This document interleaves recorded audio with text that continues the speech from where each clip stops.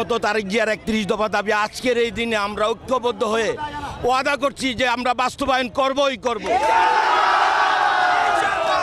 আর আমাদের মুসলিম উম্মার জন্য ফিলিস্তিনিদের যেই ঘটনা হচ্ছে আমরা সবাই মিলে যদি এটার প্রতিবাদ না করি তাহলে আমরা আর মুসলমানের কাতারে রইলাম না।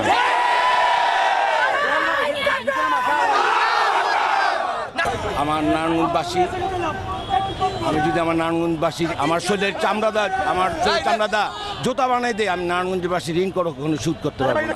আমরা রাজনৈতিকভাবে যে এই ধরনের হ্যাঁ প্রতিপন্ন হয়েছি শেখ হাসিনা গভর্নমেন্টের দ্বারা, আমাদের নেক্সট জেনারেশন এই ধরনের সম্মুখীন যেন না হয়, এই জন্য আমরা সর্বোচ্চ সব ধরনের ভূমিকা রাখবো। আমি যদি এখানে শুয়ে পড়তে পারতাম তারপরে আমি বলতে পারতাম হ্যাঁ, এই অনুভূতি আমি এখন গিয়ে আমার মার হাতে ভাত খাবো, এটাই আমার সবচেয়ে অনুভূতি। সর্বমূল্যে এই প্রশাসন, আগামী দিনে এই প্রশাসন থাকবে। আমরা এই প্রশাসনের সহযোগিতা করে একটি নতুন প্রশাসনের মাধ্যমে মানবতার ভিত্তিতে সব কিছু রক্ষা করব।